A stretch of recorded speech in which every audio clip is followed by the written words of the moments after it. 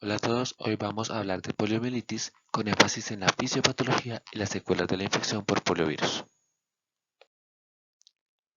Vamos a hablar de un caso inicialmente, es un caso hipotético, pero que tiene elementos basados en hechos reales.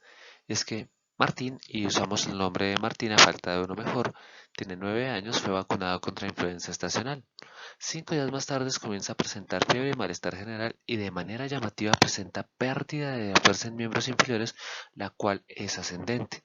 El paciente se hospitaliza en unidad de cuidado intensivo por riesgo de falla ventilatoria, la cual finalmente presenta y sospechan síndrome de Guillain-Barré. Llama la atención que no hay pérdida sensitiva, solamente pérdida motora.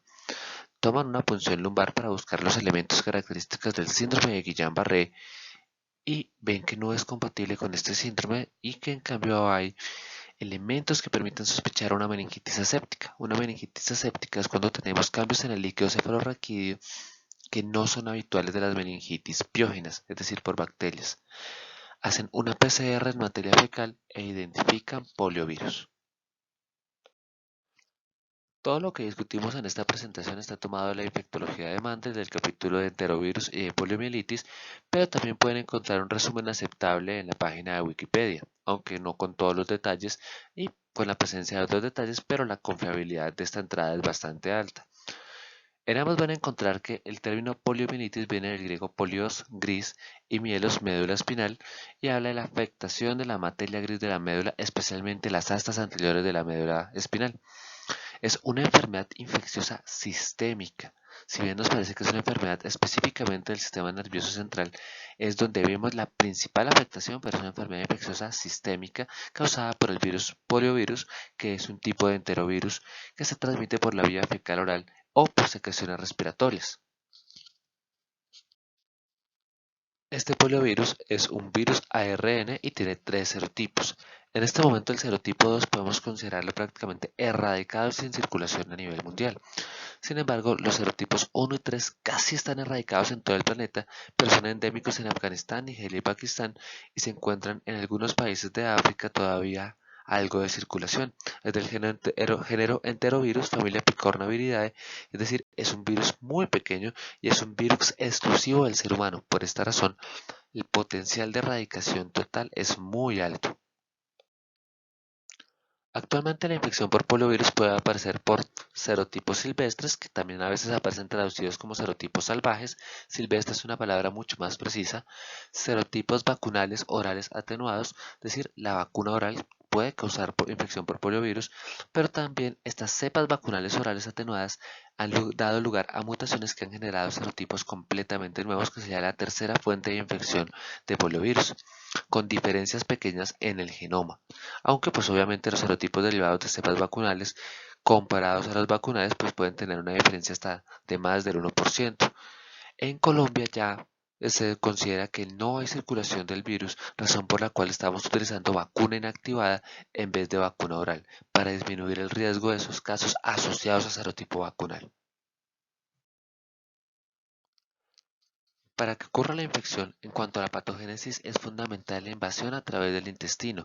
El virus se implanta en la mucosa y comienza a replicarse en los enterocitos. Es muchísimo menos probable que esto ocurra a través de la faringe, pero puede ocurrir. A partir de ahí, se traslada a través del sistema retículo endotelial y en la infección asintomática, en este sistema retículo endotelial, macrófagos y monocitos es contenido y se desarrollan anticuerpos neutralizantes. Después ocurre la infección neuronal, aunque cómo ingresa la infección al sistema nervioso central es desconocido, se presume que puede atravesar la barrera hematoencefálica o que sea a través de mecanismo axonal inverso, pero no está claro. Afecta mucho más las neuronas motoras y las autonómicas, y a mayor severidad de las lesiones inflamatorias hay mayor gravedad clínica, no tanto la localización de estas lesiones, sino qué tan grave es la inflamación asociada. En cuanto a las manifestaciones clínicas, vamos a hablar de que el pródromo aparece entre 9 a 12 días después del contacto, entre 5 a 35 días de rango, y la parálisis de 11 a 17 días con 8 a 36 días de rango. Vamos a tener presente en las siguientes diapositivas esta gráfica que aparece en la infectología de Mandel, en el capítulo 173, que nos muestra la secuencia de eventos sobre dónde encontramos el virus en sangre, faringe y heces y la presencia de anticuerpos. Y los anticuerpos son neutralizantes, que son aquellos que permiten controlar la enfermedad, o aquellos que son fijadores de complemento que que persisten, de 3 a 5 años después. La excreción de virus por heces puede permanecer hasta por 17 semanas después de la infección, o sea que el paciente puede ser contagioso hasta por 17 semanas después de ocurrido todo el evento. Y acá vemos la fase en la cual el paciente comienza a presentar o no parálisis, y acá la intensidad de los síntomas. Entonces, lo primero que vamos a decir es que el 95% de los pacientes tienen lo que llamamos infección inaparente o completamente asintomática. Es decir, solamente porque encontramos evidencia viral o serológica podemos saber que el paciente tuvo la infección. De otra manera, no nos habríamos percatado de ello. El siguiente cuadro al que vamos a hacer referencia es a lo que se llama la poliomielitis abortiva, como se le encuentra en algunos libros, aunque el término más preciso en español sería poliomielitis abortada, que corresponde al 4 a 8% de los casos. Es un cuadro de 2 a 3 días de duración de fiebre que puede acompañarse, como está anotado, de dolor de garganta, dolor de cabeza, astenia, anorexia, vómito y dolor abdominal, con un examen neurológico completamente normal. Y el paciente no presenta ninguna manifestación adicional más, no presenta una segunda fase de síntomas, no presenta parálisis. Por esa razón es que se le llama poliomielitis abortada, porque los síntomas se abortan y la poliomielitis, como la esperamos con la parálisis, no ocurre. El siguiente cuadro lo llamamos la poliomielitis no paralítica.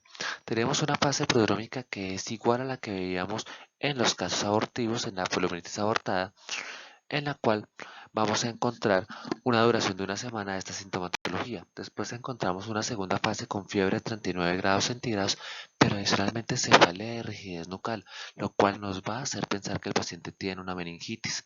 Cuando tomamos la punción lumbar vamos a encontrar cambios en el líquido cefalorraquídeo con pleocitosis, es decir, incremento de las células inflamatorias en el líquido, generalmente con un predominio mononuclear, no polimorfonuclear, sino mononuclear, y elevación de las proteínas, es decir, hiperproteinorraquia. En la práctica clínica esto solemos llamarlo una meningitis aséptica. El paciente no desarrolla parálisis, entonces por esa razón hablamos de una poliomielitis no paralítica. En algunos textos se encuentra como poliomielitis preparalítica, pero realmente no necesariamente lleva a parálisis.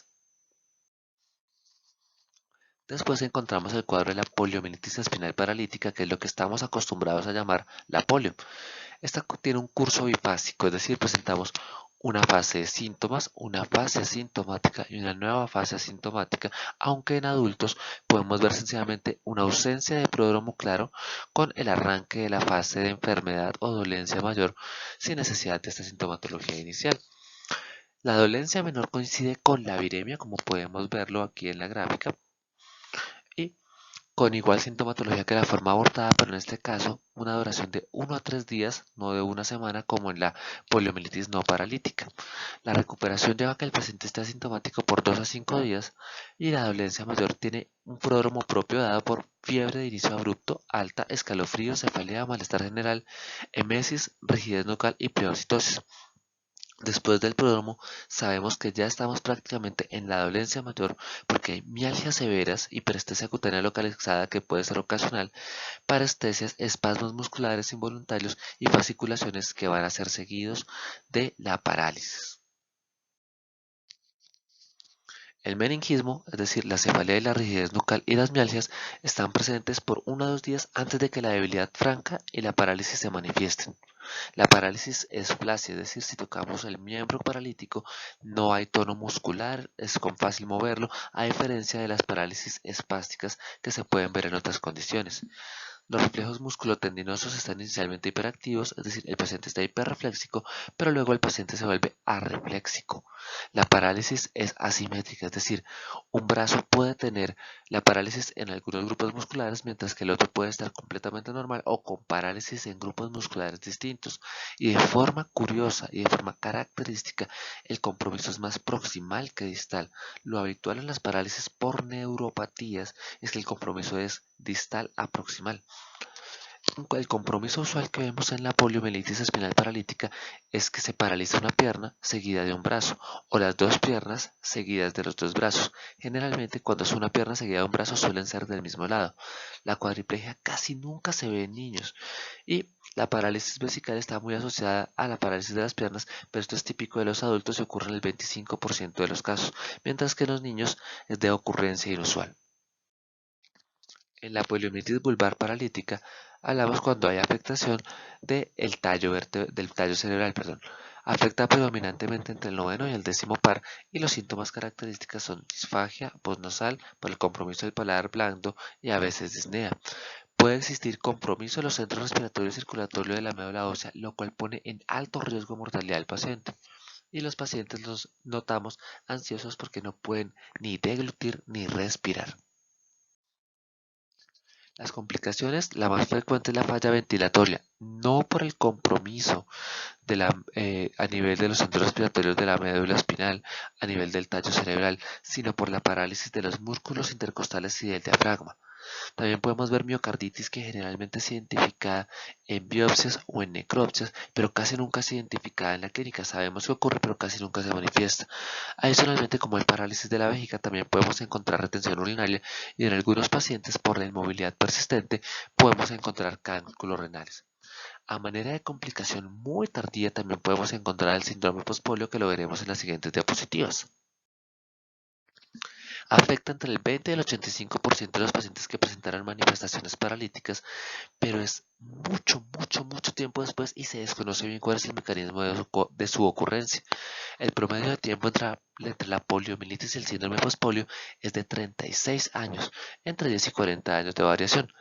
Típicamente afecta a los mismos grupos musculares que en la enfermedad inicial. Sin embargo, puede afectar grupos musculares nuevos con fatiga intensa y debilidad. Puede llegar a ser peligroso por disfagia y disfunción respiratoria. Sin embargo, la progresión de los síntomas es gradual y rara vez es discapacitante, es decir, rara vez causa este tipo de lesiones severas y puede progresar lentamente hasta por 10 años. Desafortunadamente no conocemos ninguna estrategia terapéutica específica más allá de la rehabilitación y la fisioterapia ni de prevención de este tipo de secuelas, aparte de la vacunación para evitar adquirir la poliomielitis en un primer lugar. El diagnóstico diferencial es importante. Generalmente la infección por enterovirus 71 o por el virus del Nilo occidental se le parece mucho, pero estos causan un cuadro de meningitis aséptica sin un compromiso paralítico importante. Por esa razón, el síndrome de Guillain-Barré se convierte en el diagnóstico diferencial más frecuentemente sospechado, el que debemos tener en cuenta a pesar de que es bastante diferente.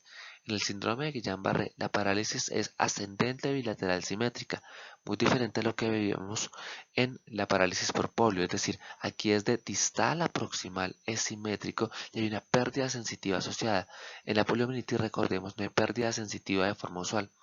Progresa de 1 a 2 semanas, mientras que aquí vemos perfectamente cómo tenemos 3 días de prodromo, 5 días de asintomático más o menos, y después un arranque intenso de sintomatología.